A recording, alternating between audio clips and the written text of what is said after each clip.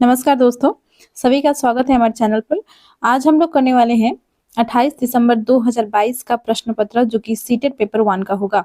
और यदि आप भी फरवरी 2026 के लिए तैयारी कर रहे हैं सीटेट परीक्षा के लिए, तो आपके लिए वीडियो बहुत ही इंपॉर्टेंट होगी। और ये जो पेपर है, ये ऑनलाइन जो पेपर हुआ था सीटेट परीक्षा का, उसी का क्वेश्चन पेपर है और बहुत ही इंपॉर्टेंट पेपर है ये। यदि आप इसको पूरा देख लेते हैं तो आपके सीडीपी और ईवीएस के क्वेश्चन जो है मैक्सिमम आपके एग्जाम्स में बन जाएंगे। तो शुरू करते हैं वीडियो को। नए हैं चैनल पर तो चैनल को सब्सक्राइब कर लें, वीडियो को लाइक एंड शेयर करें। शुरू करते हैं वीडियो को। प्रश्न है, बचपन से वयस्कता के परिवर्तन काल का समय कौन सा है? आपके ऑप्शंस है प्रारंभिक बाल्यावस्था, माध्यमिक बाल्यावस्था, पूर्व संक्रियात्मक बाल्यावस्था, किशोरावस्था। तो बचपन से लेकर वयस्कता का जो समय होता है ये होता है आपका किशोरावस्था। यहाँ पे करेक्ट हो जाएगा आपका ऑप्शन 4।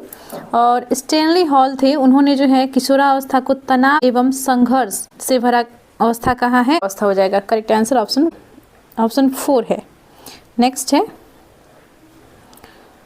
निम्न में से किसके लिए स्थूल गामक कौशल के उपयोग की आवश्यकता होगी? आपके ऑप्शंस हैं ब्रश से पेपर पर पेंटिंग करना, पेपर के टुकड़े काटना और चिपकाना, सुई में धागा डालना, चलना और दौड़ना।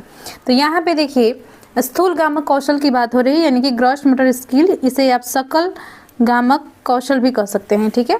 तो इसमें क्या होता है कि हम लोग जो है हाथ का, पैर का जो है यूज करते हैं, ठीक है। इसमें छोटी काम नहीं होती है, ठीक है। और जहाँ पर इसका अपोजिट होता है फाइन मोटर स्किल, यानी कि सूक्ष्म गति कौशल, इसमें हम लोग क्या करते हैं उंगलियों के माध्यम से कार्य को कर रहे होते हैं। जैसे कि है कि ब्रश से पेपर पर पेंटिंग करना, तो पेंटिंग आप कैसे करते हैं? उंगलियों से करते हैं, उंगलियों से ब्रश को पकड़ के पेंट को आप करते हैं, ठीक है। पेपर के टुकड़े काटना और चिपकाना, तो ये भी हो गई उंगलियों का काम हो गई, ठीक है। सुई में धागा डालना, इसमें भी जो है आप क्या कर रहे हैं उंगलियों से ही काम कर रहे हैं। चलना और दौड़ना, लेकिन यहाँ पर जो है आप उंगलियों से काम नहीं कर रहे हैं, बल्कि आप जो है अपने शारीरिक कार्यों को कर रहे हैं, ठीक है। आप अपने पैर को चला रहे हैं, हाथ को चला रहे हैं, चल रहे हैं, दौड़ रहे हैं, ठीक है। ये सभी क्या होगा, ये जो है स्थूल गामक कौशल है, ठीक है। तो यहाँ पे करेक्ट जो हो जाएगा ऑप्शन 4 हो जाएगा, चलना और दौड़ना, ठीक है। नेक्स्ट है, समाजीकरण की प्रथम संस्था है। तो प्रथम संस्था जब भी आए आप समझिएगा परिवार, ठीक है। परिवार है आपकी प्रथम संस्था। और द्वितीयक संस्था की यदि बात करें तो ये हो जाएगा आपका विद्यालय, मीडिया, ठीक है। नेक्स्ट है, यह मान्यता कि भौतिक वस्तुएं जैसी गुड़िया कार में सजीव गुण होते हैं क्या कहलाती है? बच्चे जो है आप देखते हैं कोई जो है गुड्डा से खेल रहा है, गुड़िया से खेल रहा है, तो बात कर रहे होते हैं। जैसे कि छोटी बच्ची है तो कहे कि खाना खा लो, मैंने खाना खा लिया, चलो तुम नहा लो। ये सभी बातें जो है वो करती है, ठीक है। तो जो बच्ची जो है उसको लगता है कि जो गुड़िया है वो जीवित है, ठीक है। उसको जो है उसके पास जो टेडी बियर है उसको ये फील होता है कि जो टेडी बियर जो है ये जीवित है और ये जो है मेरे जैसा बात कर सकता है, मेरे जैसा ये खाना खाएगा। सभी जो एक सजीव वस्तु करते हैं, सजीव करते हैं, वो एक्टिविटी जो है ये गुड़िया भी कर सकती है, ऐसा उसके सोच होते हैं, ठीक है। तो इस सोच को क्या कहा जाता है? उससे संबंधित जो है यहाँ पे देखिए ऑप्शंस दिए गए हैं, जीववादी सोच, पदानुक्रमित सोच, केंद्रीकरण, वर्गीकरण। तो यहाँ पे क्या वर्गीकरण वाला कोई काम हो रहा है? बिल्कुल भी नहीं। केंद्रीकरण का भी जो है ये विशेषता नहीं है, पदानुक्रमित सोच भी नहीं है, बल्कि ये हो जाएगा जीववादी सोच। तो बच्चे जो है सजीव और निर्जीव में अंतर नहीं कर पाते, तो ये उनकी जीववादी सोच होती है। तो करेक्ट आंसर हो जाएगा ऑप्शन 1। नेक्स्ट है क्वेश्चन 5, अभिकथन और कारण दिए गए हैं। अभिकथन में है 4 वर्षीय रिया लंबे और चौड़े 2 बर्तन में एक ही समय में समान मात्रा में पानी डालते समय बर्तनों की ऊंचाई और चौड़ाई को एक ही समय में ध्यान में नहीं रख पाती है। तो 4 वर्ष की है रिया, ठीक है, और लंबे और चौड़े बर्तन, ठीक है। मान लीजिए कोई एक ग्लास है, एक बर्तन हो गया, ठीक है, एक लंबा है और एक क्या है चौड़ा है, तो दोनों में जो है पानी रखना है, ठीक है। समान मात्रा में पानी डालते समय बर्तनों की ऊंचाई और चौड़ाई को एक ही समय में ध्यान वो नहीं रख पा रही है, ठीक है। यानी कि पानी जो है कितना हो रहा है वो ध्यान नहीं रख पा रही है। तो यहाँ पे कारण है, जीन पियाजे के अनुसार रिया संज्ञानात्मक विकास के पूर्व संक्रियात्मक चरण में है। तो पूर्व संक्रियात्मक चरण में जो है आपके जो बच्चे आते हैं वो आते हैं 2 से 7 वर्ष के बच्चे, ठीक है। तो ये यहाँ पे देखिए 4 वर्षीय है रिया, जो है 4 वर्ष की है, तो ये तो आएंगी ही पूर्व संक्रियात्मक चरण में। तो कारण आपका सही है। और कथन में ये दिया गया है जो 4 वर्ष का जो रिया है वो जो है जो एक लंबी बर्तन है और ये जो है चौड़ी बर्तन है, ठीक है। इसमें जो है पानी रखते समय वो ध्यान नहीं रख पाती, तो बच्चा को जो है उस टाइम जो है इतना ध्यान रख पाना पॉसिबल नहीं होता है, तो ये भी यहाँ पे सही दिया गया है। तो अभिकथन और कारण दोनों सही है, ठीक है। तो यहाँ पे करेक्ट आंसर हो जाएगा ए आर दोनों सही है और आर ए की सही व्याख्या करता है। नेक्स्ट है क्वेश्चन 6, संकेतों व अन्य तरीकों द्वारा बच्चों को जरूरत पड़ने पर मदद करना किसका उदाहरण है? तो देखिए संकेतों और अन्य तरीकों द्वारा कहा गया है, तो लेव वाइगोत्स्की का जो सिद्धांत था, इन्होंने जो है इसमें स्कैफोल्डिंग के बारे में बताया है, पार्ट के बारे में बताया है। उन्होंने जो है कहा है बच्चे यदि सीखने के दौरान किसी चीज़ को नहीं सीख पा रहे हैं तो वहाँ पे जो MQ है, MQ यानी कि मोर नॉलेजेबल अदर, यानी कि कोई भी व्यक्ति हो, उसका पेरेंट्स हो सकता है, उसका भाई बहन हो सकता है, उसका जो दोस्त हो सकता है, इससे संबंधित नॉलेज है, तो वो उसको संकेत के माध्यम से, इशारों के माध्यम से सिखाने के लिए प्रयास कर रहा है, तो ये क्या हो जाएगा, उसका पार्ट हो जाएगा, ठीक है। तो स्कैफोल्डिंग यानी कि हेल्प करना, सीधी भाषा में आप आसान भाषा में समझने के प्रयास करें तो पार्ट यानी कि स्कैफोल्डिंग यानी कि हेल्प करना, ठीक है। तो हेल्प करना क्या हो जाएगा आपका पार्ट, ठीक है। करेक्ट आंसर यहाँ पे हो जाएगा आपका ऑप्शन 1। नेक्स्ट है क्वेश्चन 7, बच्चों की शिक्षा के लिए वाइगोत्स्की के सिद्धांत का अनुप्रयोग प्रस्तावित करता है। तो देखिए जो वाइगोत्स्की ने जो सिद्धांत दिया था, सामाजिक सांस्कृतिक सिद्धांत यानी कि सोशियो कल्चर थ्योरी, जो लेव वाइगोत्स्की ने दिया था, उसके अनुसार ये थ्योरी बताता है कि बच्चों में जो है संज्ञानात्मक विकास जो होता है वो सामाजिक संपर्क से, भाषा के माध्यम से होता है, ठीक है। जैसा कि जीन पियाजे की यदि बात करें तो जीन पियाजे का जो सिद्धांत था उसमें एक कमी थी कि उन्होंने जो है इन बातों को नहीं रखा, भाषा के माध्यम से नहीं रखा कि भाषा के माध्यम से बच्चों के संज्ञानात्मक विकास होती है, साथ में उन्होंने सामाजिक संपर्क की भी बात इन्होंने नहीं की है, लेकिन लेव वाइगोत्स्की ने ये बात कही है, ठीक है। और उनका मानना ये है कि सहयोगात्मक वातावरण की बहुत आवश्यकता होती है बच्चों को सीखने के लिए। जो है कोई भी वहाँ पे जो MKO है यानी कि जो मोर नॉलेजेबल अदर पर्सन है वो उसे जो है सिखाए और बच्चे जो है सीखे, ठीक। तो यहाँ पे देखिए आपसे पूछा गया है लेव वाइगोत्स्की के सिद्धांत का अनुप्रयोग कौन प्रस्तावित करता है, बच्चों की शिक्षा के लिए पूछा गया, ठीक है। तो बच्चों की शिक्षा के लिए जो है वाइगोत्स्की के सिद्धांत के अनुसार सहयोगात्मक अधिगम का होना बहुत आवश्यक है, ठीक है। ऑप्शन 1 यहाँ पे करेक्ट है। क्रिया प्रस्तुत अधिगम नहीं होगा, रटंत अधिगम नहीं होगा, निष्क्रिय अधिगम नहीं होगा। कहीं भी आपको ये देखिए शब्द रटंत, निष्क्रिय, ये सभी नेगेटिव टैग वर्ड्स होते हैं, तो इनको आप ध्यान रखेंगे, ये जो है नेगेटिव होते हैं, ठीक है।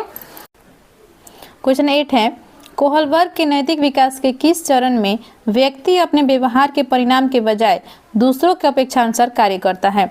तो देखिए कोहलबर्ग ने जो है नैतिक विकास का सिद्धांत दिया था, थ्योरी ऑफ मॉरल डेवलपमेंट, और ये जो है इसमें इन्होंने बताया था कि 3 चरण में जो है व्यक्ति का नैतिक विकास होती है, व्यक्ति का मॉरल डेवलपमेंट होता है, ठीक है।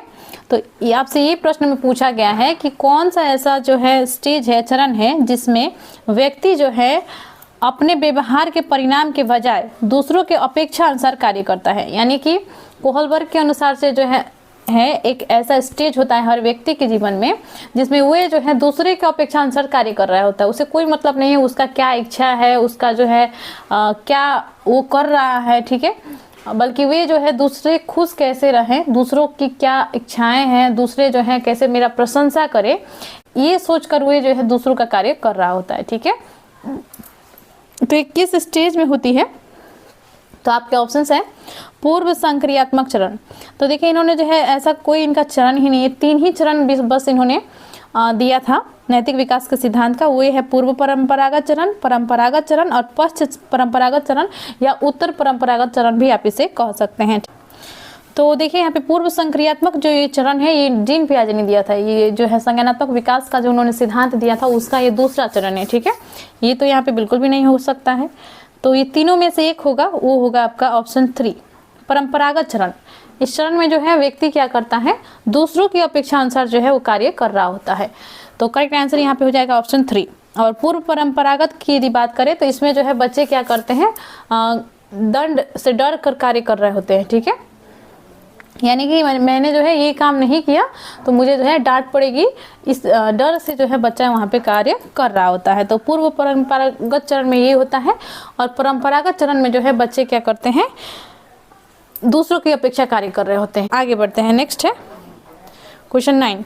एक प्रगतिशील कक्षा, जो प्रगतिशील कक्षा होगी क्या होगा, कैसा इसका जो है क्या विशेषता होगा। ऑप्शन है परीक्षा केंद्रित होती है, पाठ्य पुस्तक केंद्रित होती है, शिक्षक केंद्रित होती है, विद्यार्थी केंद्रित होती है। तो जो प्रगतिशील कक्षा होती है वे जो है हमेशा विद्यार्थी केंद्रित ही होती है, ठीक है। बाल केंद्रित कह लीजिए या विद्यार्थी केंद्रित कह लीजिए। तो विद्यार्थी केंद्रित में क्या होता है, चाइल्ड सेंटर्ड एजुकेशन, ठीक है, चाइल्ड सेंटर्ड होती है, क्योंकि बच्चे क्या कर रहे होते हैं वहाँ पे एक दूसरे के साथ इंटरेक्ट करते हैं, विभिन्न उनसे जो है गतिविधियां कराई जाती है, उनको विभिन्न गतिविधियों में शामिल किया जाता है, खेल खेल में शिक्षा दी जाती है, जिससे बच्चे जो है आसानी से सीख पाते हैं, ठीक है। उन्हें जो है कोई प्रेशर नहीं दी जाती है, उनको जो है कोई परीक्षा का प्रेशर नहीं रहता है, कोई उन्हें जो है सिर्फ किताबों की कीड़ा नहीं बनाई जाती, और साथ में जो है उन्हें जो है शिक्षक का भी कोई जो है लोड नहीं रहता है कि ये वर्क दिया गया है तुमको इतना करके ही आना है, ये उनके ऊपर जो है किसी तरह का लोड नहीं रहता है। जो है विभिन्न कार्य जैसे कि चार्ट पेपर बनवाना, कुछ मॉडल्स बनवाना, ठीक है, इसी के माध्यम से जो है उन्हें नॉलेज दिया जाता है। तो ये बहुत ही सीखने का सही तरीका होता है। तो बाल केंद्रित शिक्षा होती है एक प्रगतिशील कक्षा, ठीक है। तो राइट आंसर हो जाएगा ऑप्शन 4। नेक्स्ट है क्वेश्चन 10। रेणु एक विद्यालय में परामर्शदाता हैं। हार्वर्ड गार्डनर के सिद्धांत के अनुसार प्रभावी परामर्शदाता के रूप में उसके पास कौन सी बुद्धि होनी चाहिए। तो देखिए हार्वर्ड गार्डनर ने जो है बहुबुद्धि का सिद्धांत दिया था, थ्योरी ऑफ इंटेलिजेंस इन्होंने दिया था, ठीक है। तो इसमें उन्होंने जो है 9 प्रकार के बुद्धि के बारे में इन्होंने बताया है। साहित्यकार के पास लिंग्विस्टिक भाषिक बुद्धि होती है, लिंग्विस्टिक नॉलेज होती है, ठीक है। और उसी प्रकार से मैकेनिक की यदि बात करें तो उनके पास जो है स्थानिक बुद्धि होती है, ठीक है। और वैज्ञानिक की बात करें तो उन्हें जो है तार्किक बुद्धि होती है।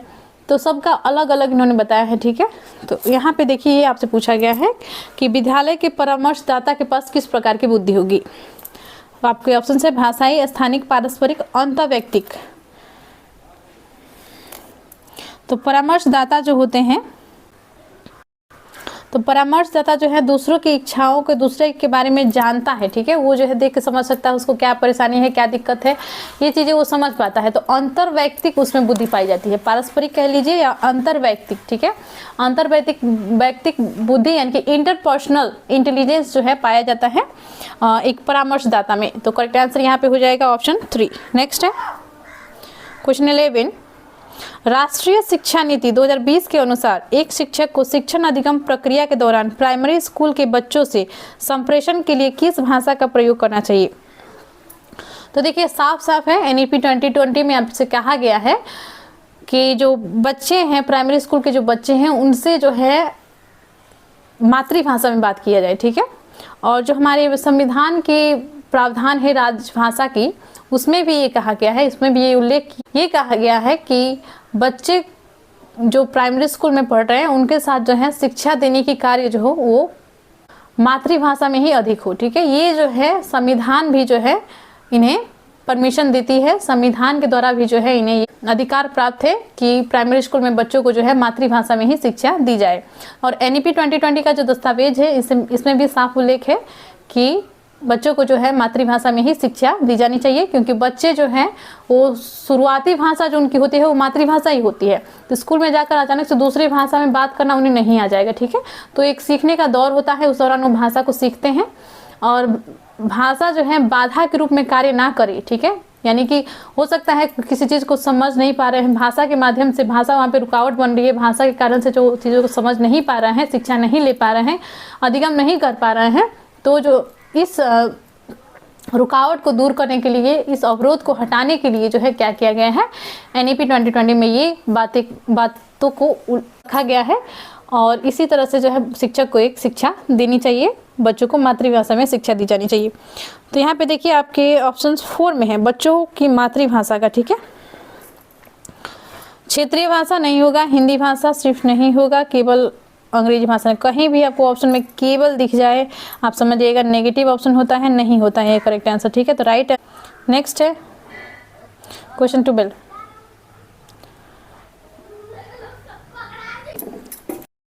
क्वेश्चन 12 है 5 साल की वैशाली ने अपनी माँ से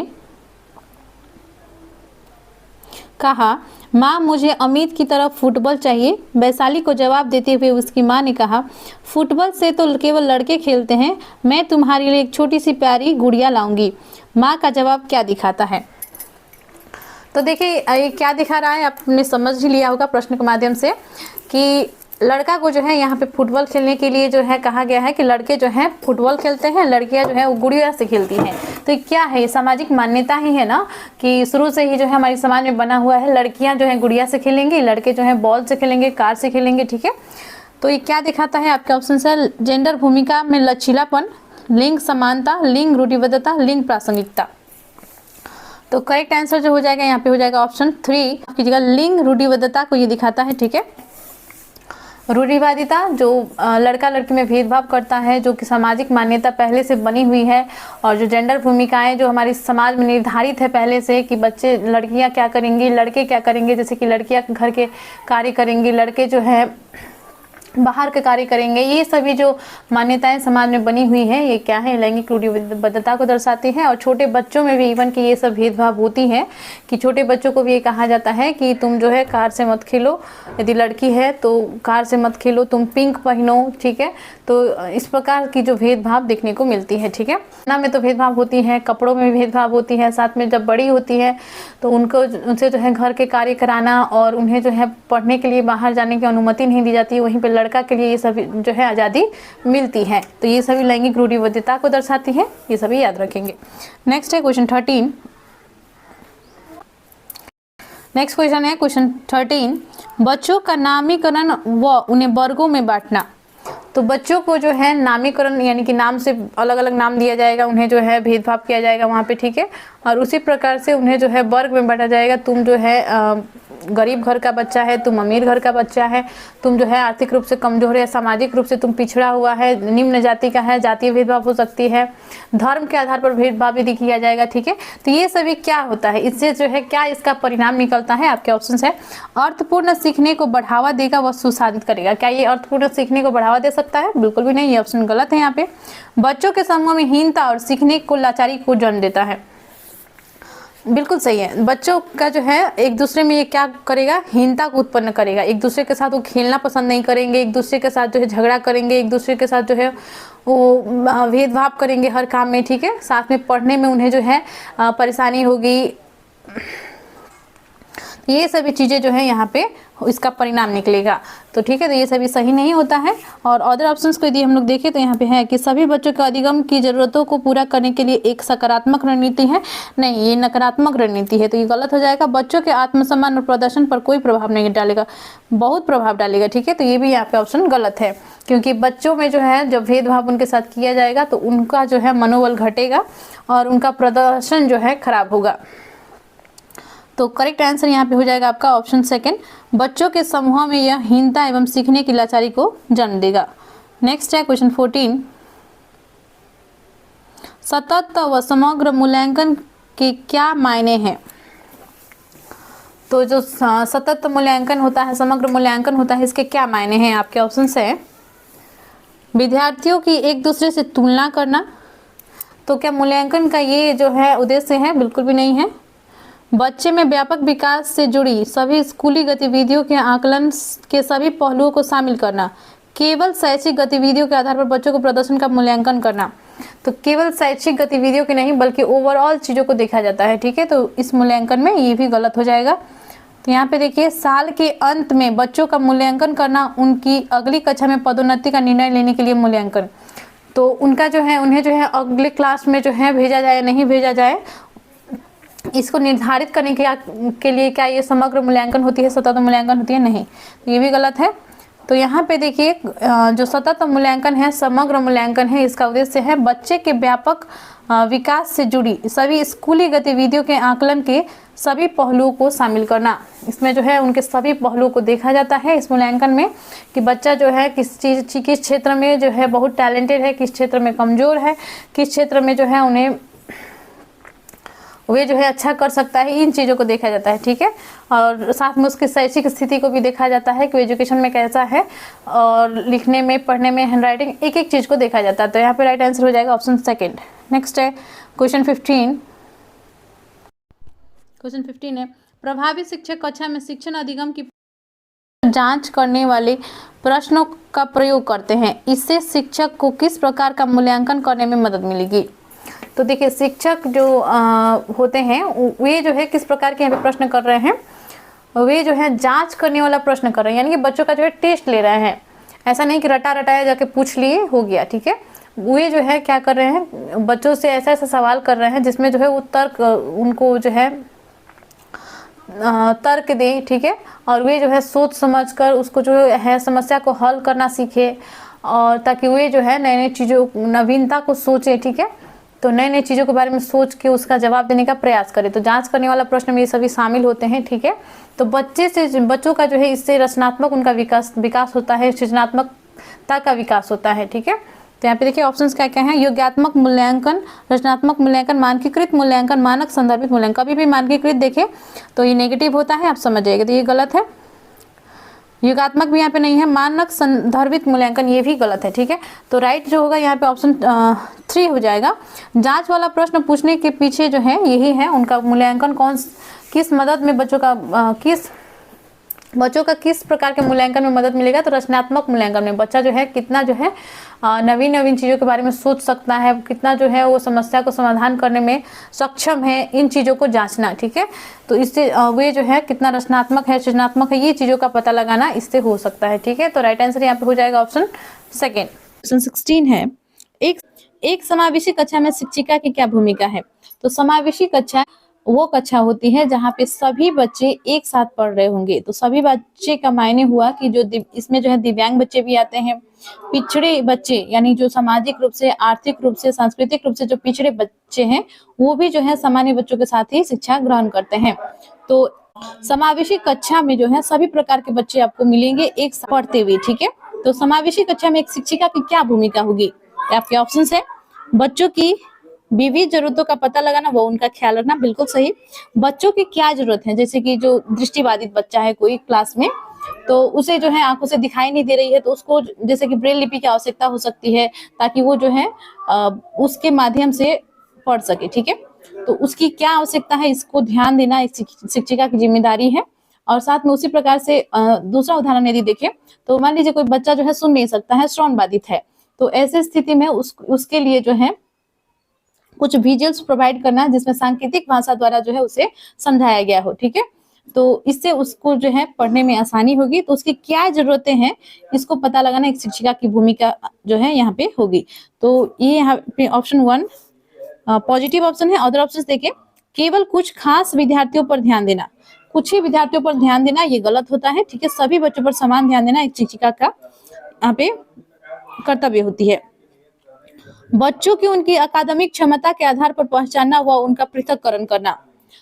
तो बच्चों को यदि उनकी अकादमिक क्षमता के आधार पर पहचाना जाएगा और अलग किया जाएगा तो ये जो है गलत होता है। तो ये यहाँ पे नहीं किया जाता है, बच्चों के साथ ऐसा भेदभाव नहीं करना चाहिए, ये गलत है। और समावेशी शिक्षा में ऐसा नहीं होता है। खास जरूरतों वाले बच्चों के विशेषज्ञों के पास भेजना व सुनिश्चित करना कि उन्हें अलग संकाय में पढ़ा जाए, बिल्कुल भी नहीं, बल्कि सभी बच्चों को जो है एक साथ पढ़ाना है।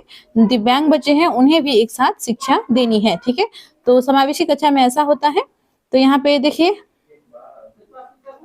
ऑप्शन 1 यहाँ पे आपका राइट हो जाएगा। नेक्स्ट है क्वेश्चन 17, विविध समूह के विद्यार्थियों के शिक्षण के दौरान एक शिक्षिका को क्या ध्यान में रखना चाहिए?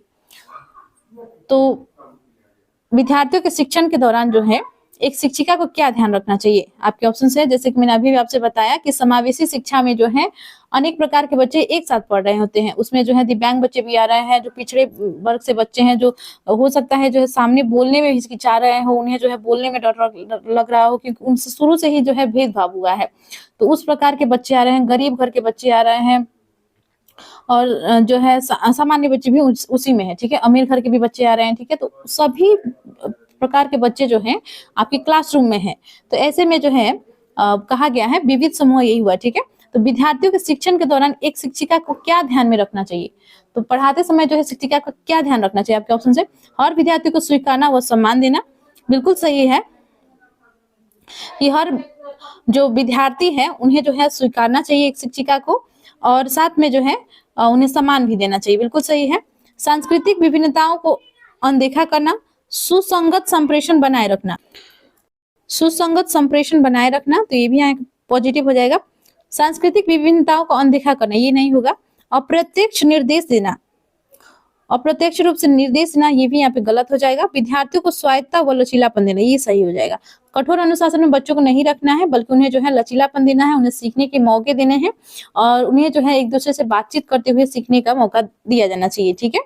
तो इसीलिए भी जो है बच्चों से विभिन्न गतिविधियां कराई जाती हैं, ताकि वे जो है एक दूसरे से बातचीत करें, उनका जो भी मन में बात है वो एक दूसरे से शेयर करें, उनके संवेगात्मक विकास भी इस तरह से होती है, सामाजिक विकास भी होती है। तो सभी कौशलों का विकास जो है इससे बच्चों में होती है, तो इसीलिए जो है ऐसा कहा जाता है, ठीक है। तो यहाँ पे देखिए करेक्ट जो होगा यहाँ पे हो जाएगा आपका 1 आपका सही है, ये नहीं होगा, 3 सही है, 4 नहीं होगा, 5 सही है, ठीक है। तो 1 3 5 आपका सही है। तो नीचे देखिए यहाँ पे 1 3 5 आपके दिए गए हैं ऑप्शन 3 में, 1 3 5 ऑप्शन 3 यहाँ पे करेक्ट हो जाएगा। नेक्स्ट है क्वेश्चन 18, एक विद्यार्थी जिसे दृष्टिबाधिता है कि विशिष्ट जरूरतों के लिए एक शिक्षक को।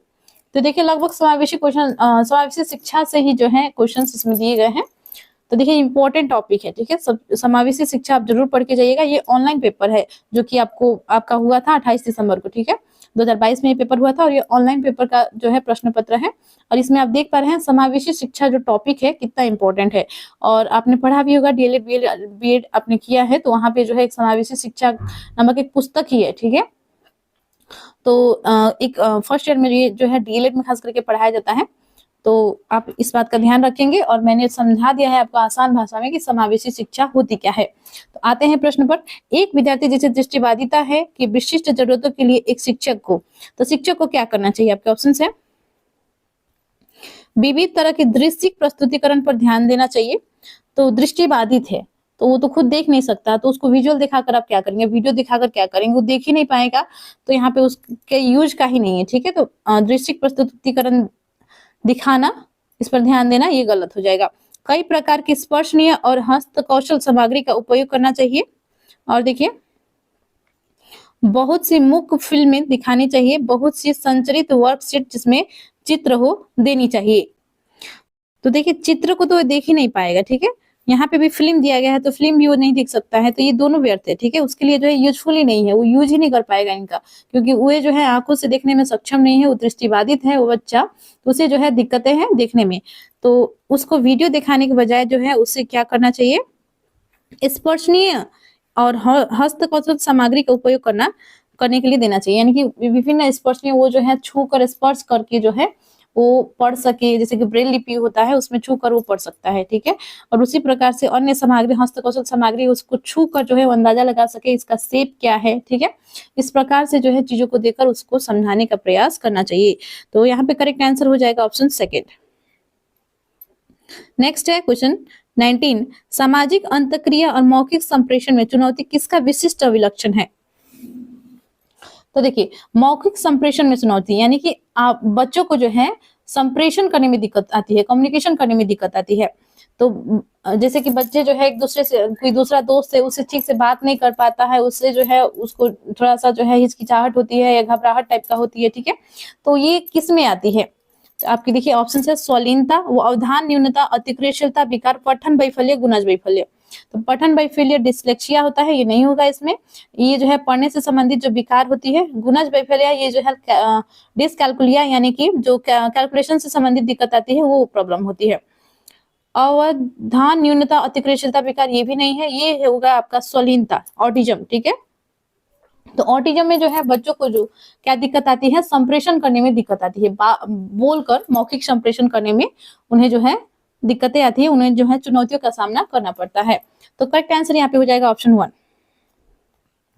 नेक्स्ट है, शिक्षक बच्चों को विभिन्न रंगों वाली चिकनी मिट्टी देकर कहती है कि उनके मन में जो आता है वो बनाएं, इसके माध्यम से वो बच्चों में डैश को बढ़ावा देना चाहती है। तो देखिए शिक्षक ने कुछ चिकनी मिट्टी दे दिया बच्चों के हाथ में, ठीक है, और उन्हें जो है क्या करे है, कुछ तुमको जो भी बनाना आता है वो बनाओ, ठीक है। तो ऐसा वो क्यों कर रही है? तो आपके ऑप्शन है सृजनात्मकता का वो विकास करना चाहती है, रटना को बढ़ावा देना चाहती है, असहयोग को बढ़ावा देना चाहती है, अनुशासनहीनता को बढ़ावा देना चाहती है। नहीं, तो देखिए यहाँ पे करेक्ट आंसर जो होगा वो हो जाएगा आपका सृजनात्मकता। बच्चों को जब मिट्टी देंगे वो हाथ में, तो छोटे छोटे बच्चे जो है मिट्टी से खेलते ही हैं और वे जो है उससे विभिन्न प्रकार की चीजें बना लेंगे, ठीक है। जैसे कि कोई जो है मटका बना सकता है, कोई जो है उससे विभिन्न प्रकार की मूर्तियां बना सकते हैं, ठीक है। तो बच्चों में अनेक कलाएं होती हैं और वे जो है उसके माध्यम से विभिन्न चीजों को बनाने का प्रयास करेंगे। तो इससे क्या होगा, उनका सृजनात्मकता का विकास होगा, ठीक है। तो ये जो है ये करने के पीछे जो है शिक्षिका का यह उद्देश्य है कि उनकी सृजनात्मकता को बढ़ावा मिले, ठीक है। रटना को बढ़ावा मिले ये उनका उद्देश्य नहीं है। असहयोग की भावना उत्पन्न हो ये उनके जो है विचार नहीं है। अनुशासनहीनता बढ़े ये भी उनका जो है उद्देश्य नहीं है। तो करेक्ट आंसर हो जाएगा आपका ऑप्शन 1 सृजनात्मकता। कभी भी सीटेट का जो क्वेश्चंस है इसको जो है आप लोग सॉल्व करते समय नेगेटिव टैग वर्ड दिखे तो वहां पे आप लोग देखिएगा ऑप्शन में मिलेगा। जैसे कि यहाँ पे देखिए 4 ऑप्शंस दिए गए हैं, ठीक है। सृजनात्मकता एक पॉजिटिव वर्ड होती है, रटना नेगेटिव वर्ड है, असहयोग नेगेटिव वर्ड है, अनुशासनहीनता नेगेटिव वर्ड है। तो आप समझ सकते हैं, प्रश्नों को एक बार पढ़ लीजिएगा क्या पूछा गया है। यदि प्रश्न बहुत लंबे लंबे होते हैं और टाइम थोड़ा कम होती है, ऐसे में थोड़ा समझ में हो सकता है नहीं आए जल्दबाजी में पढ़ने में। तो एक तो प्रैक्टिस मेक्स मैन परफेक्ट, आपको तो प्रैक्टिस इतना कर लेना है प्रीवियस क्वेश्चन के ताकि आप क्वेश्चन देखते ही सॉल्व कर ले, ठीक है। तो प्रीवियस क्वेश्चंस के जो है बहुत से सेट हमने कर लिया है, आप उन सेट को भी देख लीजिएगा। सीटेट पेपर 1 फरवरी 2026 नामक प्लेलिस्ट बना हुआ है चैनल पर, उसमें जाकर आप वीडियोस को देखिए। सभी प्रीवियस क्वेश्चन ही है जो कि रिपीट होते हैं, ठीक है, सीटेट एग्जाम में। इस बात का ध्यान में रखेंगे। और जो मैं यहाँ पे आपको बता रही थी, यहाँ पे देखिए जैसे कि 4 ऑप्शन है, तो आपको साफ तौर पर दिख रहा है सृजनात्मकता हो रहता है यहाँ पे, या रचनात्मकता रहता है, या नवीनता रहता है, तो ये पॉजिटिव ही है। लेकिन मानकीकृत है, केवल दिया गया है, असहयोग दिया गया, अनुशासनहीनता दिया गया है, तो ये सभी नेगेटिव टैग वर्ड होते हैं। तो आप ऑप्शंस के थ्रू भी जो है आंसर पता लगा सकते हैं, ठीक है। तो ये ट्रिक भी आप अपनाइएगा अपने एग्जाम में। तो यहाँ पे करेक्ट होगा ऑप्शन 1। नेक्स्ट है क्वेश्चन 21। बचपन के प्रारंभिक सालों में किसके विकास पर ध्यान केंद्रित करना चाहिए? तो बचपन के जो प्रारंभिक साल होते हैं, ऑप्शन है शारीरिक कौशल, सामाजिक कौशल, संज्ञानात्मक कौशल, संवेगात्मक कौशल, अमूर्त तर्क। तो देखिए शारीरिक कौशल बिल्कुल सही है। बच्चों का जो है शारीरिक कौशल जो है किस प्रकार से विकास हो, जैसे कि बच्चों के जो है खेल पर अधिक ध्यान देना चाहिए, वो खेलेंगे तो उनका जो है शारीरिक विकास अच्छा होगा। सामाजिक कौशल यानी कि बच्चों का जो है जितने रिश्तेदार हैं, जितने जो है आस पड़ोस के लोग हैं, दोस्त हैं, विद्यालय में उनके किस प्रकार से जो है सामाजिक संपर्क बन रहे हैं, ये बहुत जरूरी होता है ताकि बच्चे जो है व्यवहारों को सीख पाते हैं, समाज में किस प्रकार से रहना है, इन चीजों को जो है शुरू से सीखे, ठीक है।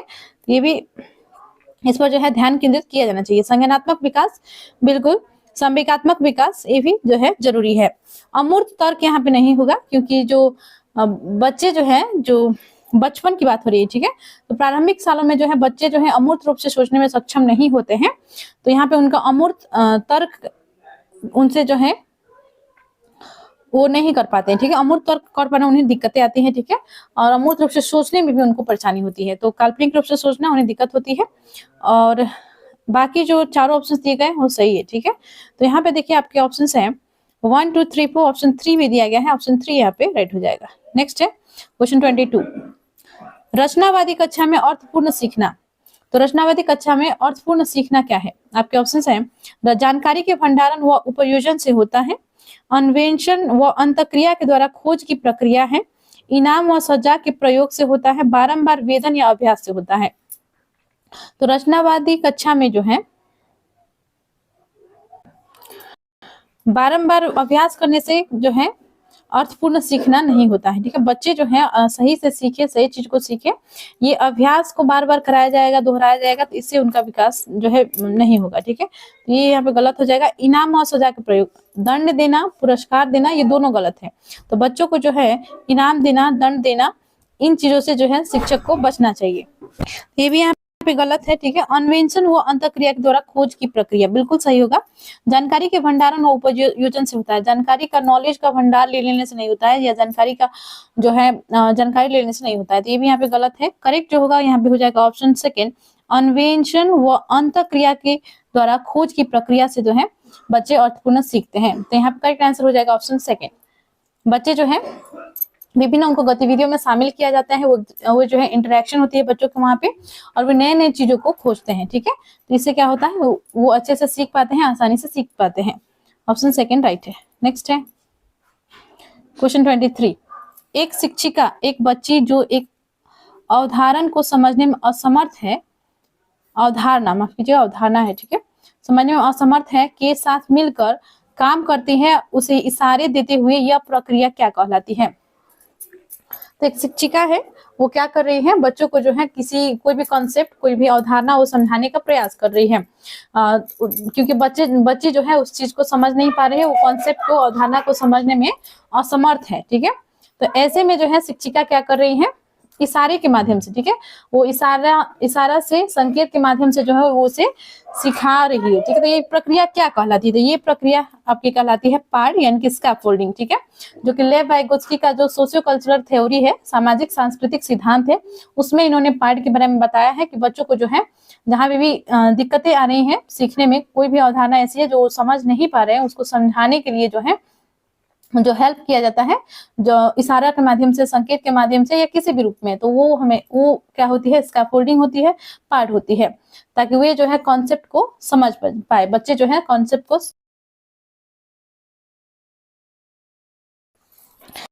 नेक्स्ट है क्वेश्चन 24। अभिकथन दिए गए हैं और तर्क दिए गए हैं। ठीक है, अभिकथन है, एक शिक्षिका कक्षा को संवादात्मक बनाने के लिए बच्चों के आसपास के पर्यावरण से उदाहरण शामिल करती है। तो शिक्षिका क्या कर रही है कि संवादात्मक, यानी बच्चे जो है उनसे बातचीत करे, ठीक है, संवाद करे, इसके लिए वो क्या कर रही है, पर्यावरण से, यानी कि आसपास के जो पर्यावरण है, इससे उदाहरण वो शामिल करे। जैसे कि कोई पेड़ है, उससे संबंधित वो बात करने लगी, और उससे जो है बच्चे क्या कर रहे हैं, जो शिक्षिका है उनसे वो बातचीत करने लगे। तो यानी कि वो बच्चे का जो सामाजिक कौशल है वहां पे उनका विकास हो रहा है। ठीक है, क्योंकि बच्चे जो है बातचीत कर रहे हैं, तो किस तरह से बातचीत करना है, तो उस पेड़ के बारे में वो बच्चों से एक्सप्लेन कर रही है, बातचीत कर रही है। तो इससे क्या होगा, एक तो उनको नॉलेज मिलेगा उस क्या चीज का पेड़ है, उनके पत्ते कैसे होते हैं, ये सभी चीजें सीखेंगे। और साथ में जैसे हो सकता है कि पेड़ से हम लोग ऑक्सीजन प्राप्त करते हैं, और जो हम लोग कार्बन डाइऑक्साइड जो निकालते हैं, ऑक्सीजन लेते हैं, तो कार्बन डाइऑक्साइड का प्रयोग जो है प्रकाश संश्लेषण के लिए होता है। तो बहुत सारे डिस्कशन बन सकता है पर्यावरण के उदाहरण को लेकर। ठीक है, तो इससे उनका जो है नॉलेज भी बढ़ेगा, जो उनका जो संवाद कौशल है, सामाजिक कौशल है, ये भी उनका विकास होगा। ठीक है, तो तर्क में देखिए क्या है, सामाजिक सांस्कृतिक संदर्भ में सीखने में महत्वपूर्ण भूमिका है।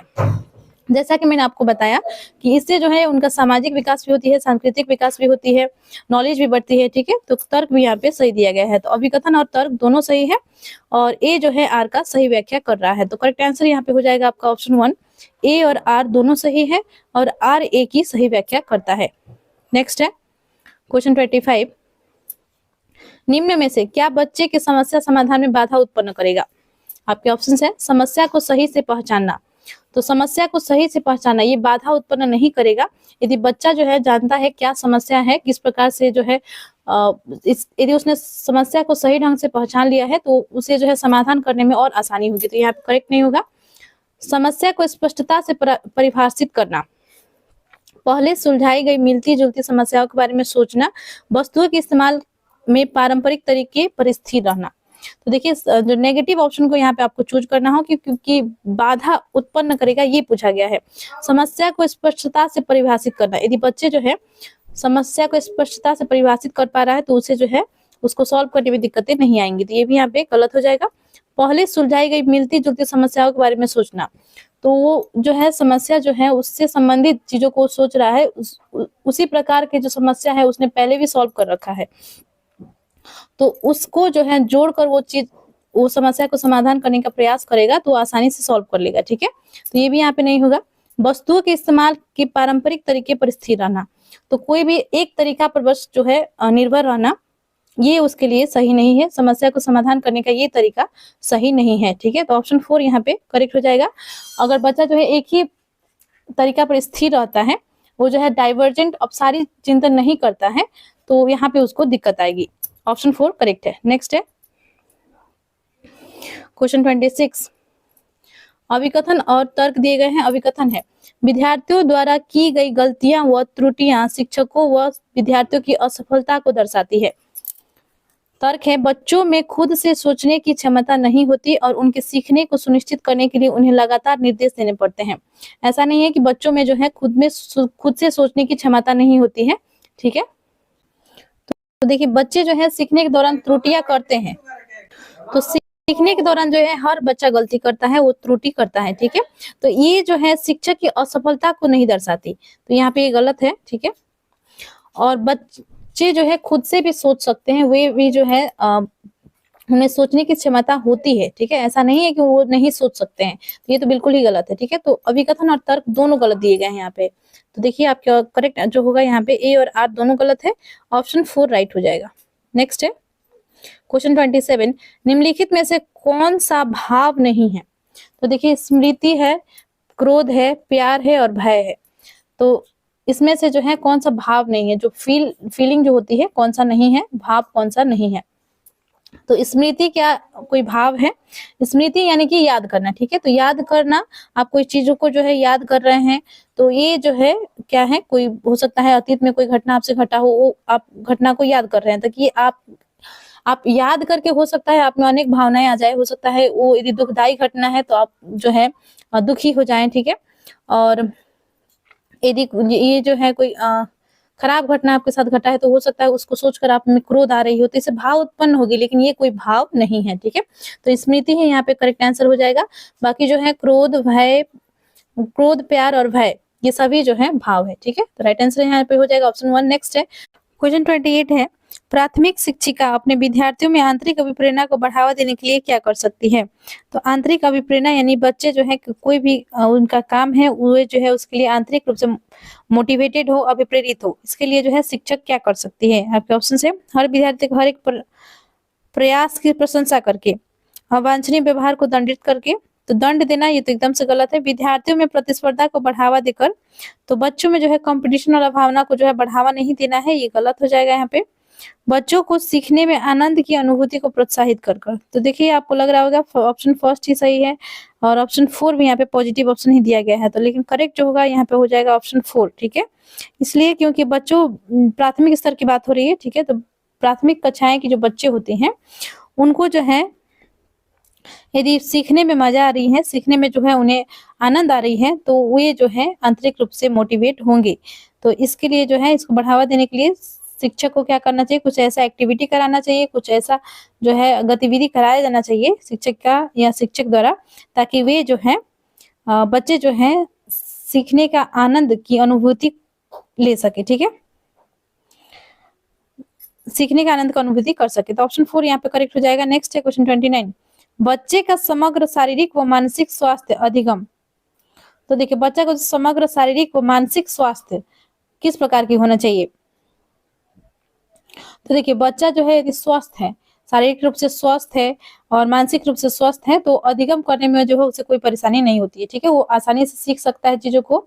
और यदि बच्चा जो है शारीरिक रूप से जो है उसको जो है प्रॉब्लम है, जैसे हर बार वो बीमार पड़ जाता है, उसे जो है स्कूल आने में जो है बहुत सारा उसका जो है गैप चला गया है, वो जो है रेगुलर स्कूल नहीं आ पा रहा है, तो बच्चा के शारीरिक रूप से बच्चा ठीक नहीं है, उसको जो है बहुत सारी दिक्कतें आ रही है, परेशानी हो रही है, तो ये क्या है, वे जो है एक अड़चन है, ठीक है।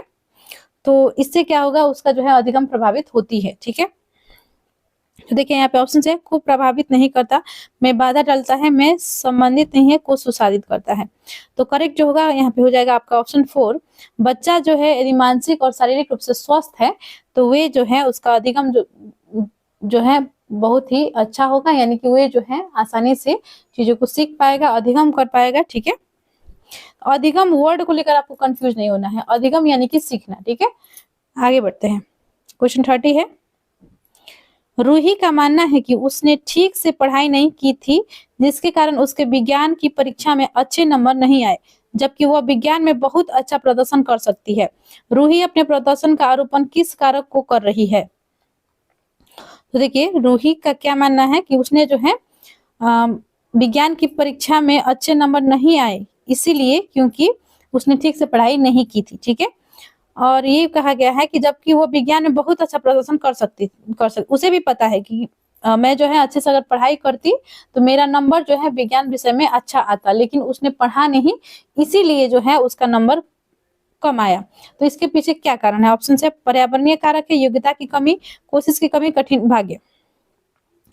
तो पर्यावरणीय कारक तो नहीं है, ठीक है, क्योंकि उसने जो है खुद से जो है पढ़ा नहीं, कोई जो है पर्यावरण से संबंधित जो है या कोई जो है उसका परिवेश से संबंधित कोई उसको दिक्कत आया, ऐसा कुछ नहीं है, ठीक है। योग्यता की कमी, उसमें योग्यता की कमी नहीं है, वो जो चाहे वो कर सकती है, यानी कि वे जो है विज्ञान विषय में अच्छा नंबर ला सकती थी, लेकिन उसने पढ़ा नहीं, इसी कारण से नहीं आया, ठीक है।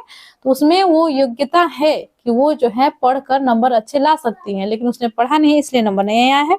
तो योग्यता की कमी नहीं होगा। कोशिश की कमी, बिल्कुल सही, कोशिश की कमी हुई है। जो रूही है उसने कोशिश नहीं की, उसने जो है यहाँ पे उसका कोशिश जो है सही नहीं रहा, यानी कि कम रहा, ठीक है। यदि उसने और कोशिश की रहती तो वो इसमें सफल होती, यानी कि विज्ञान विषय में उसका अच्छा नंबर आ जाता। कठिन भाग्य, भाग्य का तो कोई बात ही नहीं है, ये गलत है। ऑप्शन 3 यहाँ पे करेक्ट है, कोशिश की कमी। निम्नलिखित में से किस अध्यापक का कौन सा कथन लिंग पूर्वाग्रह का प्रदर्शन करता है? पूर्वाग्रह को कौन सा जो है ऑप्शन यहाँ पे प्रदर्शित कर रहा है? पहला ऑप्शन को देख लेते हैं। विद्यार्थियों, तुम सभी ने अच्छा काम किया है। लड़कों, तुम हमेशा शोर मचाते हो। लड़कों और लड़कियों, चलो हम सब एक खेल खेले। विद्यार्थी, मैं तुम्हारे प्रदर्शन से खुश नहीं हूँ। तो यहाँ पे देखिए करेक्ट जो होगा वो हो जाएगा यहाँ पे ऑप्शन सेकेंड, लड़कों तुम हमेशा शोर मचाते हो। तो आपको लग रहा होगा कि लड़की से संबंधित जो है ये होना चाहिए कुछ ऑप्शन में, इसलिए क्योंकि हम हमेशा देखते हैं कि लड़कियों के साथ भेदभाव होता है। तो यहाँ पे आपको कंफ्यूज करने के लिए लड़के दिए गए हैं, लड़कों तुम हमेशा शोर मचाते हो, ठीक है। और यहाँ पे अदर ऑप्शन में यदि देखिए तो वहाँ पे लिखा हुआ है विद्यार्थियों, लड़कों और लड़कियों सभी साथ हैं, ठीक है। विद्यार्थी, यहाँ पे भी विद्यार्थी है तो सभी साथ हैं, तो ये आपका जो है ऑप्शन नहीं होगा, ठीक है। तो करेक्ट आंसर यहाँ पे हो जाएगा को तुम हमेशा शोर मचाते हो। नेक्स्ट है, सौर सेल का निर्माण हेतु किस पदार्थ का उपयोग किया जाता है? तो ऑप्शन है लेड, सोडियम, कॉपर, सिलिकॉन। तो सौर सेल के निर्माण हेतु जो है सिलिकॉन का प्रयोग किया जाता है। तो करेक्ट आंसर यहाँ पे हो जाएगा ऑप्शन 4। नेक्स्ट है, निम्नलिखित में से कौन सा कथन लिंग रूढ़िबद्धता का प्रदर्शन करता है? तो देखिए ऑप्शन है, सामान्यतः लड़कियां लड़कों से बेहतर खाना बनाती हैं। एशियाई लोग खेलों में अच्छे नहीं होते। सामान्यतः लड़कों की तुलना में लड़कियों का पेशीय द्रव्यमान कम होता है। लड़कों और लड़कियों ने कुश्ती में हिस्सा लिया। तो देखिए यहाँ पे जो है आपको करेक्ट आंसर जो लग रहा होगा वो ऑप्शन 3 लग रहा होगा, क्योंकि यहाँ पे तुलना किया गया है, ठीक है। तो यहाँ पे जो तुलना किया गया है पेशीय द्रव्यमान का तुलना किया गया है, ठीक। तो ये लिंग रूढ़िबद्धता का प्रदर्शन नहीं कर रही है, ठीक है। एशियाई लोग खेल में अच्छे नहीं होते, तो यहाँ तो एशियाई लोग की बात होगी, ठीक है। और लड़के और लड़कियों ने कुश्ती में हिस्सा लिया, तो यहाँ दोनों आ गए, तो यहाँ पे कोई भेदभाव या रूढ़िबद्धता का बात नहीं हुआ। तो बचा ऑप्शन 1, तो ऑप्शन 1 ही सही है। ऑप्शन 1 क्यों सही है? क्योंकि सामान्यतः लड़कियां लड़कों से बेहतर खाना बनाती है, ये कहा गया है। तो लड़कियां जो है घर के खाना बनाने के लिए जो है उनको जो है ये जिम्मेदारी दी जाती है। जनरली यही देखा जाता है कि लड़कियां ही घर के खाना बनाती है, ठीक है।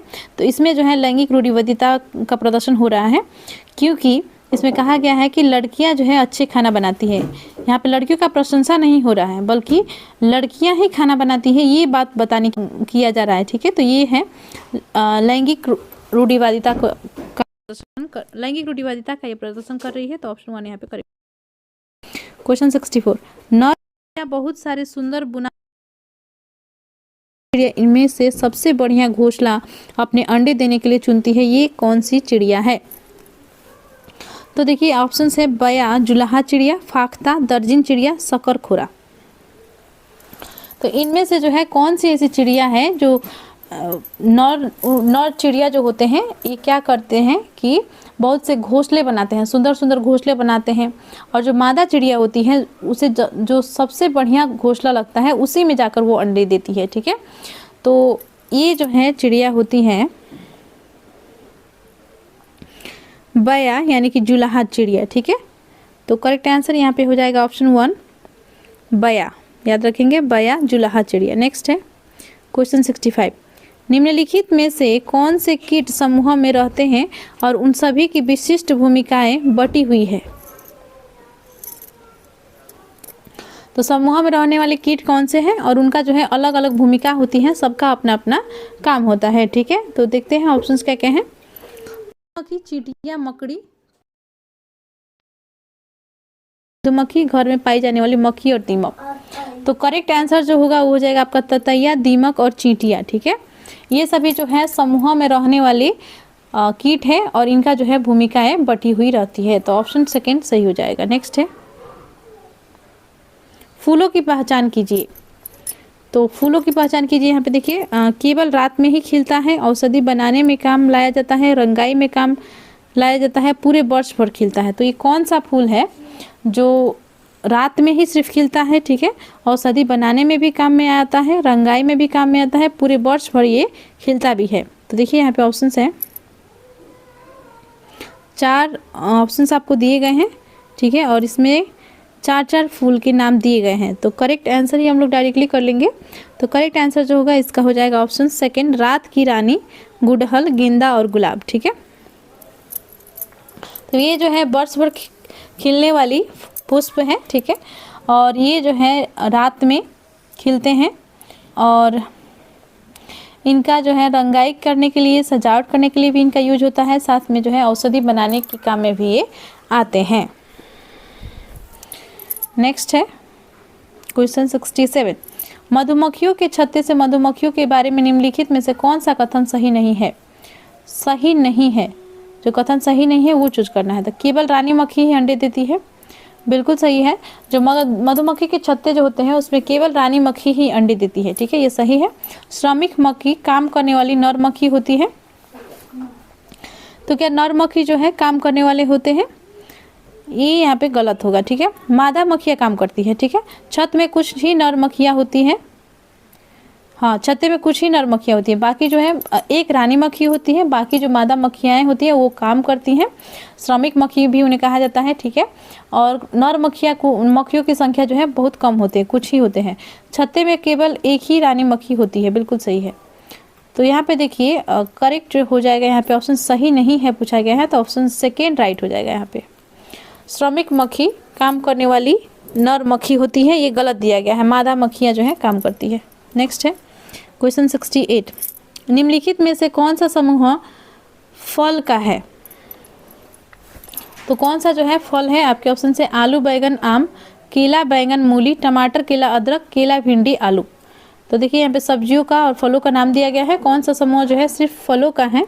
तो करेक्ट आंसर यहाँ पे हो जाएगा आपका, देखिए यहाँ पे आलू, बैगन, आम दिया गया है। तो बैगन तो और आलू ये सब्जी हुआ, ठीक है, नहीं होगा। केला, बैगन, मूली, तो ये बैगन मूली सब्जी हो गई। टमाटर, केला, अदरक, तो टमाटर, केला, यदि टमाटर को फल में ले भी लिया जाए तो अदरक जो है ये सब्जी नहीं हो, सब्जी हो गई ना। केला, भिंडी, आलू, तो ये भी नहीं होगा। तो देखिए यहाँ ये जो है क्वेश्चन थोड़ा मिस्टेक लग रहा है यहाँ पे। ठीक है, तो ये क्वेश्चन ही गलत है, ऑप्शन जो दिए गए हैं वही गलत दिया गया है। नेक्स्ट है क्वेश्चन 69, भारत के अनेक इलाकों में पाई गई बावड़ियों के संबंध में कौन सा कथन सही नहीं है? तो जो बावड़ियां हैं, तो देखिए ऑप्शन से ये जल संरक्षण की पारंपरिक व्यवस्था है। तो यहाँ पे देखिए पूछा गया कि कौन सा कथन जो है सही नहीं है? तो ये जल संरक्षण की पारंपरिक व्यवस्था है, तो ये सही है। ठीक है, बावड़ियों का जल पीने के लिए उपयोग में नहीं लाया जा सकता, तो पीने के उपयोग में नहीं लाया जा सकता है कहा गया, तो ये यहाँ पे ऑप्शन गलत है। ये वर्षा जल संग्रहण और पुनः आवेशन के सिद्धांत पर आधारित है, ये भी सही है। इनका उपयोग सामुदायिक संसाधन के रूप में किया जाता है, तो ये किया जाता है, ये सही है। तो यहाँ पे देखिए राइट आंसर जो होगा यहाँ पे हो जाएगा ऑप्शन सेकंड, बावड़ियों का जल पीने के लिए उपयोग में नहीं लाया जा सकता, ये यहाँ पे कथन जो है सही नहीं है। ठीक है, तो ये यहाँ पे गलत कथन हो जाएगा, ऑप्शन सेकंड करेक्ट है। नेक्स्ट है, एक रेलगाड़ी अहमदाबाद से त्रिवेंद्रम की ओर जाते हुए कई सुरंगों से गुजरती है, ये सुरंगें किन पहाड़ियों में है? तो देखिए अहमदाबाद यानी कि गुजरात से जो है जा रही है,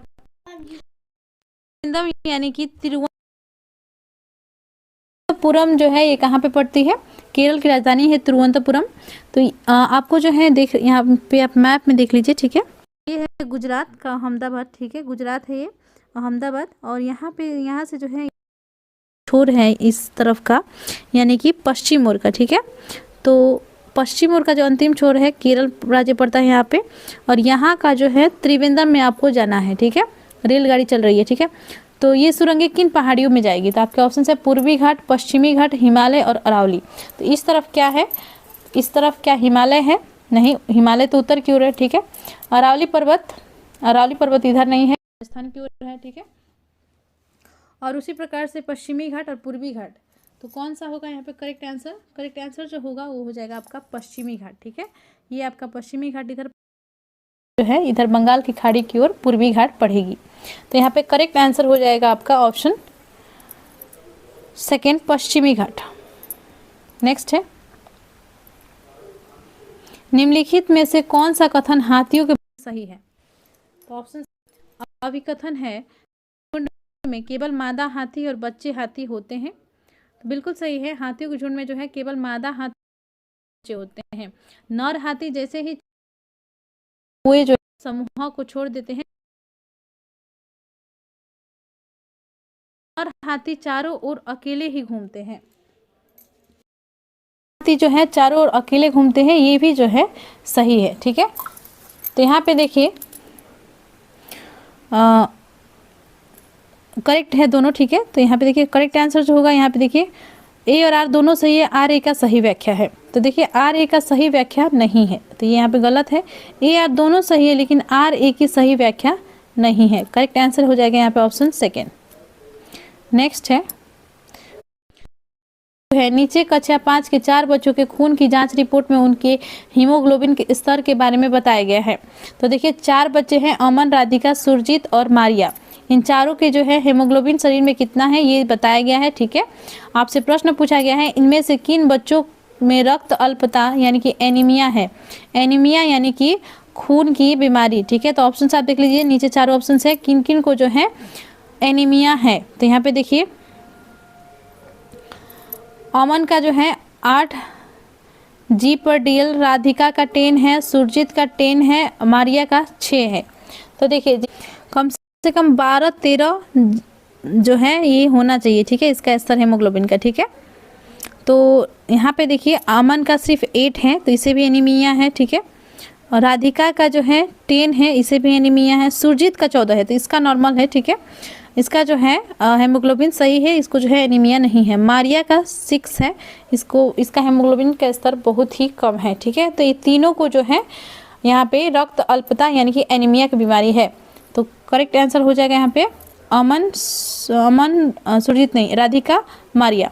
ऑप्शन यहाँ पे देख लेते हैं किसमें दिया गया है, अमन, राधिका और मारिया। अमन और मारिया सिर्फ दिया गया, तो ये गलत है। राधिका और सुरजीत का तो है ही नहीं।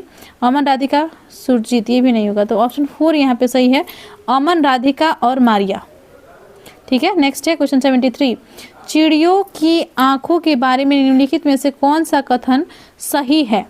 सभी चिड़ियों के अपने सिर के दोनों तरफ आंखें होती हैं। तो देखिए यहाँ पे S1 S2 करके दिया गया है, ठीक है। तो इसमें से जो है कौन सा सही है ये आपको बतानी है। S1 में ये दिया गया है कि सभी चिड़ियों के अपने सिर के दोनों तरफ आंखें होती हैं। तो सिर के दोनों तरफ आंखें होती है या नहीं होती है? सिर के दोनों तरफ आंखें नहीं होती है, ठीक है। बीचों बीच एक जगह आंख होती है और दोनों दो आंख एकदम से जो है सीधा होती है, ठीक है। तो और उनका जो है गर्दन जो है बहुत इधर उधर करके हिलाते हैं, क्योंकि उनकी आंखें जो है नहीं हिल पाती है, ठीक है। ये भी आपसे प्रश्न पूछा जाता है सीटेट में कि चिड़िया जो है अपनी गर्दन को इधर उधर बहुत करती है, ठीक है। तो इसके पीछे क्या कारण है? इसके पीछे ये कारण है कि वे जो है उनकी आंखें जो है इधर उधर नहीं होती है, ठीक है। इसी कारण से वो अपनी गर्दन को हिलाकर इधर उधर देखती हैं। तो यहाँ पे गलत दिया गया है, चिड़िया दो भिन्न भिन्न वस्तुओं पर एक ही समय पर दृष्टि केंद्रित नहीं कर पाती है। दृष्टि केंद्रित नहीं कर पाती है, नहीं, ये भी गलत है। वे जो है बहुत दूर दूर तक जो है चिड़िया चीज़ों को देख सकती है और वो उस पर जो है वो अपना नज़र बनाए रख सकती है, दृष्टि केंद्रित कर सकती है। तो S1 S2 यहाँ पे दोनों गलत दिया गया है। तो करेक्ट आंसर जो होगा यहाँ पे हो जाएगा ऑप्शन 4, S1 और S2 दोनों गलत है। नेक्स्ट है बाघ हो, टाइगर्स की निम्नलिखित में से कौन सी विशिष्टताएं उन्हें अंधेरे में आगे बढ़ने और अपने शिकार खोजने में मदद नहीं करती है? तो देखिए नहीं करती है कहा गया है, ठीक है। तो यहाँ पे देखिए संवेदनशील गलमुच्छे, विभिन्न दिशाओं में कानों की गति, जोर की गर्जना, सुनने की तीव्रता आभास। तो शिकार खोजने के लिए जो है यदि जो बाघ है, टाइगर है, यदि वो गरजेगा तो क्या वहाँ पे जो है जो शिकार जो है उसका वो टिकेगा? बिल्कुल भी नहीं टिकेगा, वो तो भाग ही जाएगा, ठीक है ना। तो यहाँ पे सिंपल सा है ये क्वेश्चन, तो करेक्ट आंसर हो जाएगा जोर से गरजना। यदि बाघ जो है वहाँ पे गरज रहा है तो उसका आवाज़ सुनकर ही वहाँ से जो भी उसका शिकार होगा, लोमड़ी होगा या कोई भी दूसरा जानवर होगा, वहाँ से फरार हो जाएगा, ठीक है। तो जोर से गरजना ये नहीं होगा, तो करेक्ट आंसर हो जाएगा यहाँ पे ऑप्शन 3। क्वेश्चन 75 है। देखिए यहाँ पे सही मिलान कीजिए, राष्ट्रीय पार्क और भारत के राज्य दिए गए हैं। तो यहाँ पे 4 जो है राष्ट्रीय पार्क है और एक तरफ जो है भारत के राज्य दिए गए हैं। तो यहाँ पे आपने यदि जो है ज्योग्राफी अच्छे से पढ़ रखा है भारत का, तो आप इसे आसानी से लगा पाएंगे। तो देखिए जिम कॉर्बेट नेशनल पार्क कहाँ पे है? जिम कॉर्बेट जो नेशनल पार्क है ये है आपके उत्तराखंड में, ठीक है, ये उत्तराखंड में हो जाएगा। कांजीरंगा जो है ये है आसाम में, रणथंबोर ये जो है आपके राजस्थान में, और गिर नेशनल पार्क ये है गुजरात में, ठीक है। तो जिम कॉर्बेट बहुत इंपॉर्टेंट है, ये कोई भी एग्जाम है आपका, बीपीएससी का भी आपको आगे एग्जाम देना ही है और उसमें भी ये काम आएगा, प्रश्न बहुत इंपॉर्टेंट है। तो यहाँ पे देखिए जो नेशनल पार्क है और जो भारत के राज्य हैं, कौन कौन से राज्य में जो है कौन कौन से नेशनल पार्क पड़ते हैं बना हुआ है। तो यहाँ पे देखिए जिम कॉर्बेट जो है, जिम कॉर्बेट राष्ट्रीय उद्यान ये कहाँ पे है? उत्तराखंड में।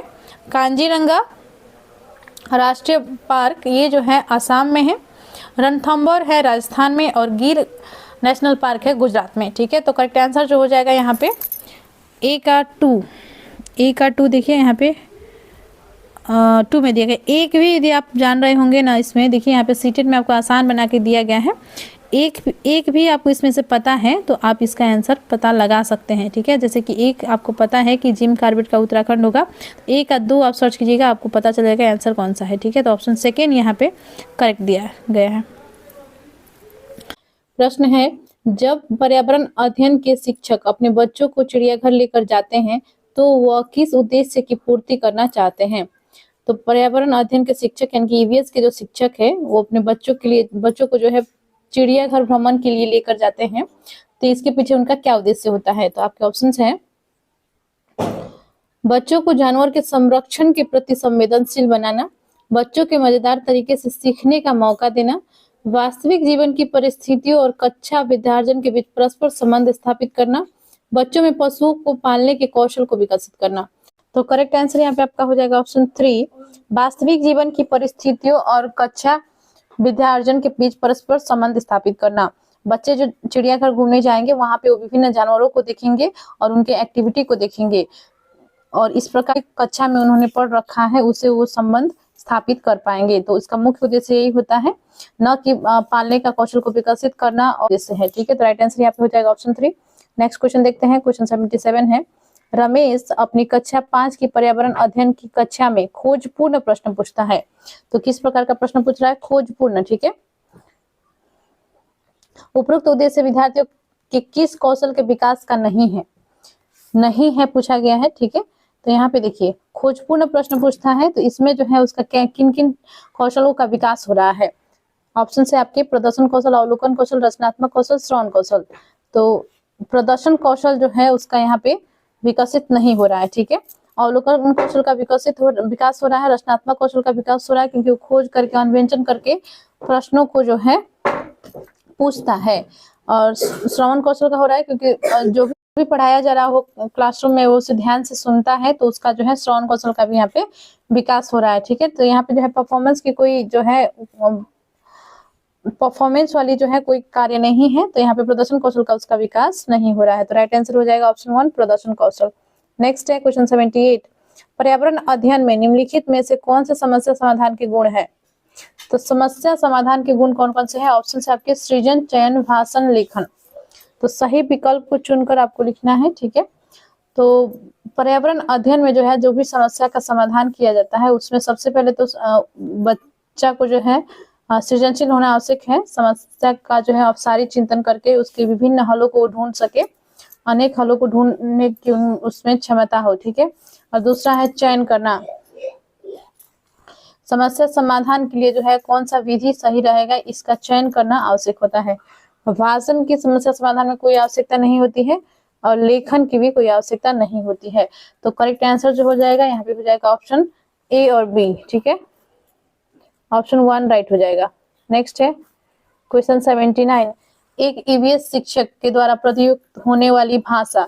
तो एक ईवीएस शिक्षक या कोई भी शिक्षक हो उसका प्रयुक्त होने वाली जो भाषा है वो किस प्रकार की होना चाहिए। आपके ऑप्शन है औपचारिक एवं परिभाषाओं पर बल देने वाली होनी चाहिए।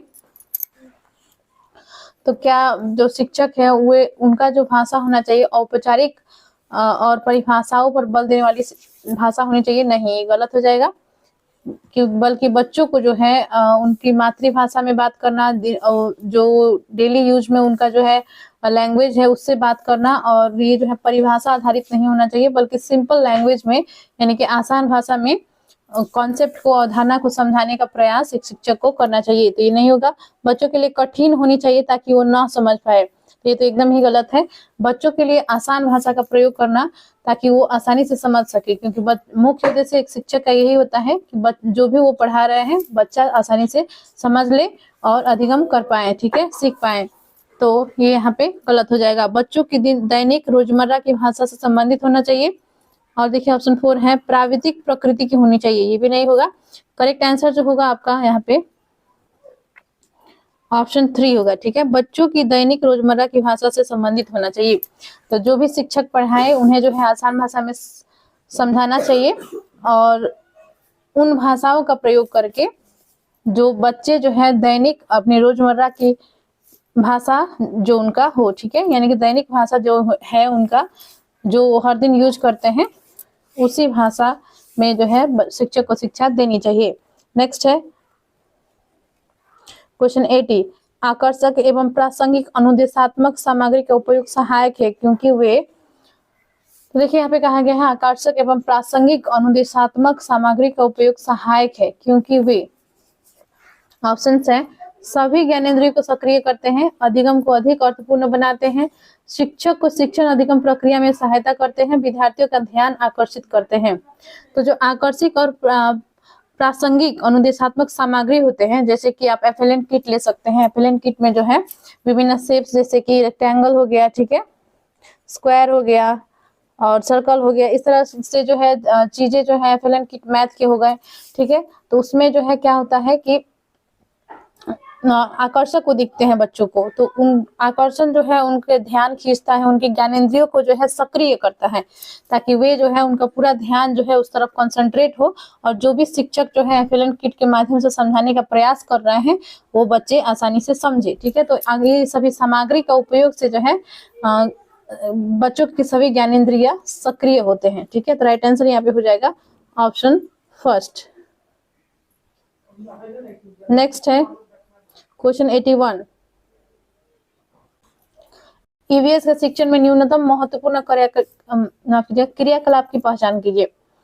तो न्यूनतम महत्वपूर्ण कहा गया है, ठीक है, अधिकतम महत्वपूर्ण नहीं बल्कि न्यूनतम महत्वपूर्ण, यानी कौन जो है ऐसा है जो महत्वपूर्ण नहीं होता है ईवीएस के शिक्षण में, ईवीएस की पर्यावरण अध्ययन की शिक्षा देने के लिए। तो ऑप्शन है विद्यार्थियों से परिचर्चा, ये तो एकदम आवश्यक होता है। विद्यार्थियों से जो है चर्चा करना, किसी भी टॉपिक पे संवाद करना या अपने आसपास के पर्यावरण से बच्चों को जोड़ना, ये बहुत ही आवश्यक होता है, ठीक है। कार्यपत्र पर चित्रों और रूपरेखा को बनाना, तो कार्यपत्र पर चित्र और रूपरेखा के माध्यम से जो है बच्चे जो है चित्रों के माध्यम से आसानी से याद कर पाते हैं और कॉन्सेप्ट को समझ पाते हैं, तो ये आवश्यक होता है।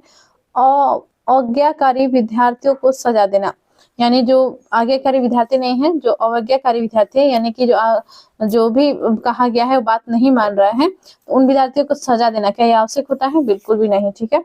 विद्यार्थियों को बाहर प्रकृति से सैर पर ले जाना, तो ये भी यहाँ पे बहुत ही आवश्यक होता है, ठीक है। तो करेक्ट जो हो जाएगा यहाँ पे हो जाएगा ऑप्शन 3, सजा देना, दंड देना, ये सभी जो है गलत होता है, ठीक है। तो बच्चों को जो है सजा देना, दंड देना या पुरस्कार देना, ये सभी गलत होता है। और ईवीएस के शिक्षण में कहा जाए तो सजा देना एकदम ही गलत है। तो करेक्ट आंसर यहाँ पे ऑप्शन 3 हो जाएगा। नेक्स्ट है क्वेश्चन 82, निम्नलिखित में से पर्यावरण अध्ययन पुस्तक में पहेलियों को सम्मिलित करने के उद्देश्य को पहचाने। तो देखिए पहेलियां क्यों शामिल की गई रहती है, ताकि बच्चों का जो है तर्क शक्ति का विकास हो, ठीक है, तर्क करने की जो उनकी क्षमता है उसमें जो है उसका जो है विकास हो, इसलिए पहेलियों को शामिल किया गया रहता है, ठीक है। तो यहाँ पे ऑप्शन देखिए, विद्यार्थियों के मन को भ्रमित करना।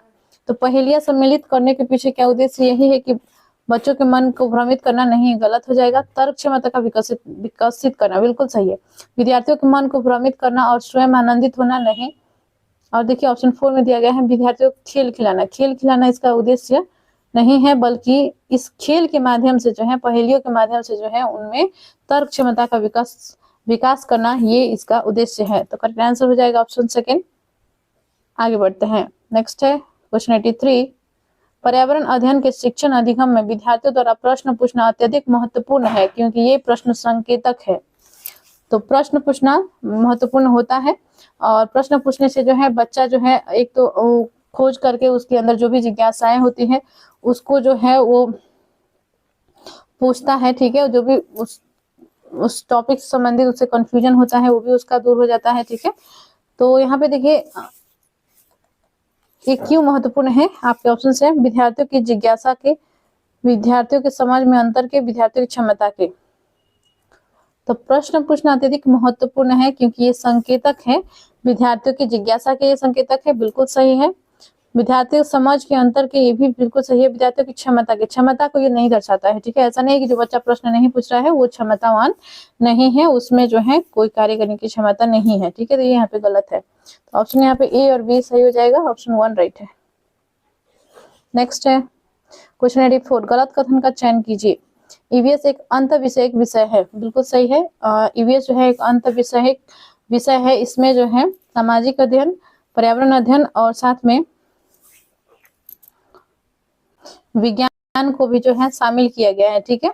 तो यह एक अंतविषयक विषय है।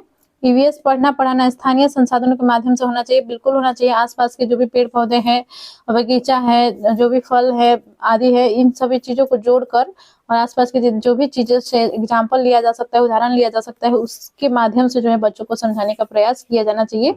तो ईवीएस पढ़ना पढ़ाना स्थानीय संसाधनों के माध्यम से होना चाहिए, बिल्कुल सही है। ईवीएस मुख्यतः जैव विविधता के अध्ययन से जुड़ी है। कक्षा 1 और 2 में ईवीएस शिक्षण भाषा और गणित के माध्यम से होता है, ये भी सही है। कक्षा 1 और 2 में जो है ईवीएस का अलग से बुक नहीं होती है, बल्कि भाषा और गणित वाले बुक में ही जो है ईवीएस को शामिल किया रहता है। कक्षा 3 से ईवीएस का अलग से बुक आपको देखने को मिलेंगे जो कि बच्चे पढ़ते हैं, ठीक है। तो राइट आंसर यहाँ पे हो जाएगा ऑप्शन 3। आपको कंफ्यूजन होगा कि ऑप्शन 3 में जो है क्यों इसका आंसर होगा, क्योंकि इसमें कहा गया है मुख्यतः, ठीक है। तो इसका मुख्यतः जैव विविधता का अध्ययन से ये जुड़ी है, ठीक है, लेकिन मुख्यतः इसी से सिर्फ जुड़ी है ऐसा नहीं, ये और अन्य विषय से भी जुड़ी है। तो राइट आंसर यहाँ पे ऑप्शन 3 हो जाएगा। नेक्स्ट है क्वेश्चन 85, एक पर्यावरण अध्ययन शिक्षक होने के नाते आप अपनी कक्षा के औसत छात्रों के लिए क्या करेंगे। तो देखिए आप शिक्षक हैं पर्यावरण अध्ययन के, इसके नाते जो है आप जो कक्षा में एवरेज बच्चे हैं, जो उतना तेज नहीं है, ठीक है, जो औसत बच्चे हैं, उनके लिए क्या करेंगे। तो ऑप्शंस देखिए, उन्हें कई बार अवधारणा लिखने के लिए देना, उन्हें पहली पंक्ति में बैठाकर लगातार मार्गदर्शन देना, उनके कमजोर पक्षों को ढूंढना एवं सुधारने के लिए समाधान खोजना और लागू करना। नेक्स्ट है उनको अतिरिक्त कार्य घर में अभ्यास करने के लिए देना। तो देखिए राइट आंसर जो होगा यहाँ पे हो जाएगा आपका ऑप्शन 3 हो जाएगा, ठीक है। जो भी आपके कक्षा में जो औसत बच्चे हैं या कमजोर बच्चे हैं, उनका जो है देखा जाएगा कि किन पक्षों में वो कमजोर हैं, ठीक है, ताकि उस पक्ष को जानकर उसमें सुधार किया जा सके, ठीक है। और ऐसा नहीं है कि उन्हें जो है फर्स्ट बेंच पे बैठाकर आप उन्हें जो है मार्गदर्शन देंगे तो वे जो है सीख जाएंगे, ठीक है। और यहाँ पे ऑप्शन 4 में जैसे कि कहा गया है कि उन्हें अतिरिक्त कार्य घर में अभ्यास करने के लिए देना, तो उन्हें जो है अधिक वर्कलोड देकर भी उनका सुधार नहीं हो सकता है, ठीक है, उन्हें आप तेज नहीं बना सकते। तो राइट आंसर यहाँ पे हो जाएगा, उनका सुधार करने के लिए उन्हें जो है टैलेंट और बनाने के लिए क्या करना चाहिए, उन्हें जो है उनका जो भी कमजोर पक्ष है उसे ढूंढना चाहिए और सुधारने का प्रयास करना चाहिए। तो ऑप्शन 3 करेक्ट हो जाएगा। आगे बढ़ते हैं। नेक्स्ट है क्वेश्चन 86, पर्यावरण अध्ययन शिक्षा के क्षेत्र में सम्मिलित है। तो पर्यावरण अध्ययन के शिक्षा के क्षेत्र में क्या सम्मिलित है? ऑप्शन है औपचारिक शिक्षा, अनौपचारिक शिक्षा, औपचारिक एवं अनौपचारिक शिक्षा, विद्यालय शिक्षा। तो पर्यावरण अध्ययन में जो है दोनों शामिल है, औपचारिक एवं अनौपचारिक शिक्षा। तो राइट आंसर यहाँ पे हो जाएगा ऑप्शन 3।